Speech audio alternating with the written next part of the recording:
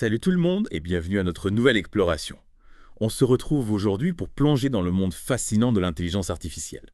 Ah oui, l'IA, le sujet incontournable du moment. Exactement. Et pour cette exploration, on va se pencher sur une entreprise en particulier, Innodata, qui semble jouer un rôle crucial dans cette révolution technologique. Innodata. Ça me dit quelque chose, mais rafraîchis-moi la mémoire. Figure-toi qu'ils sont un peu comme des architectes de l'IA. Des architectes. Ouais, ils conçoivent et fournissent des plateformes sur mesure pour le traitement des données. Ah, d'accord, je vois. Les fondations sur lesquelles reposent toutes ces applications d'IA qu'on utilise tous les jours. Exactement. Et la question qu'on se pose aujourd'hui, c'est est-ce qu'Innodata représente une opportunité d'investissement intéressante? On a décortiqué une analyse récente de la société et on va partager nos conclusions avec vous. Ça promet d'être intéressant. D'autant plus que l'IA est un secteur en pleine explosion en ce moment. C'est clair. Et quand on regarde la croissance financière d'Innodata ces 5 dernières années, on comprend vite pourquoi cet engouement. Alors dis-moi, Touta. Accroche-toi bien.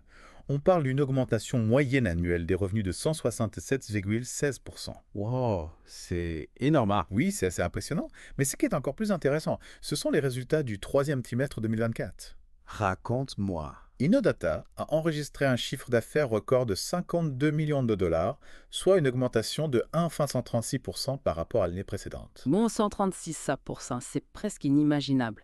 Et en termes de rentabilité, ça donne quoi? Là aussi, les chiffres sont excellents. La marge EBITDA s'élève à 27%. Attends, rappelle-moi ce qu'est les bidas, s'il te plaît. Bien sûr, c'est un indicateur qui mesure la rentabilité d'une entreprise. D'accord. En gros, il montre la part du chiffre d'affaires qui reste après avoir déduit les coûts de production et d'exploitation. Ah oui, je vois. Donc 27%, c'est plutôt un bon signe. Oui, c'est une marge très saine qui témoigne de la bonne santé financière d'Innodata. Donc, si je comprends bien, Innodata est une entreprise performante, dans un secteur en pleine croissance.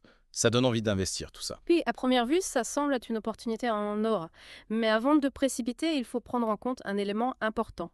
La valorisation de l'action Innodata. Ah oui, c'est vrai que la valorisation, c'est crucial en bourse. Alors, qu'est-ce que ça donne pour Innodata? L'analyse qu'on a consultée, elle met en lumière un point un peu inquiétant. Le ratio cours-bénéfice, aussi appelé ratio PE. Le fameux ratio PE. Explique-nous un peu de quoi il s'agit. En gros, c'est un indicateur qui permet de comparer le prix d'une action au bénéfice de l'entreprise. Ok, et pour Innodata, il est comment ce ratio? Accroche-toi bien, il est de 5 à 567. 5 à 567 à feu 100, c'est énorme. Qu'est-ce que ça signifie concrètement? Ça veut dire que l'action Innodé est très chère par rapport au bénéfice actuel de l'entreprise. Donc, si on investit dans Innodata aujourd'hui, on paie très cher pour une part du gâteau, même si ce gâteau a l'air délicieux. Exactement. Et ce n'est pas le seul indicateur qui nous met la puce à l'oreille. Ah, bon. Il y a autre chose à? Oui, le ratio PEG est également élevé. Il est de 2,53. Rappelle-moi ce que représente ce ratio, s'il te plaît. C'est un ratio qui permet d'évaluer la valorisation d'une action en tenant compte de la croissance future de bénéfices. D'accord. Un ratio PEG de 11 est généralement considéré comme sain, ce qui signifie que le prix de l'action est en adéquation avec les perspectives de croissance. Donc là, avec un ratio de 2,53, ça suggère que le marché est peut-être un peu trop optimiste quant à l'avenir d'Innodata.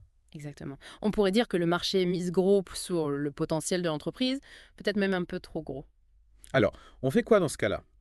On achète quand même en espérant que l'action continue de grimper ou on attend un meilleur moment pour investir? L'analyse qu'on a étudiée recommande plutôt la prudence. C'est-à-dire? Même si certains analystes estiment que la juste valeur de l'action ITCD se situe entre 46 et 54 $. Il serait plus sage d'attendre une correction du marché avant d'investir. Une correction du marché. Oui, c'est-à-dire une baisse des prix. D'accord. L'analyse suggère qu'un point d'entrée idéal se situerait autour de 29 $. Ah oui, ça permettrait de limiter les risques tout en profitant du potentiel de croissance d'Innodata. Exactement. C'est un peu comme si on attendait le bon moment pour acheter un produit en solde. J'aime bien cette comparaison. Ça rend les choses plus concrètes. On essaie de faire simple et accessible pour tout le monde. Et c'est réussi. Merci pour ces explications. Avec plaisir. J'espère que cette exploration vous a donné un meilleur aperçu d'Innodata. Oui, c'est vraiment une entreprise fascinante, avec un potentiel énorme dans le domaine de l'IA. Exactement. Mais comme on l'a vu, il faut toujours rester prudent et ne pas se laisser aveugler par l'enthousiasme ambiant. La patience est souvent la clé d'un bon investissement. Tout à fait. N'hésitez pas à faire vos propres recherches et à vous informer avant de prendre toute décision d'investissement. Et n'oubliez pas que l'investissement comporte toujours des risques. C'est ça. Sur ce, on vous remercie de nous avoir suivis dans cette nouvelle exploration. À bientôt pour de nouvelles aventures. Ça, ça.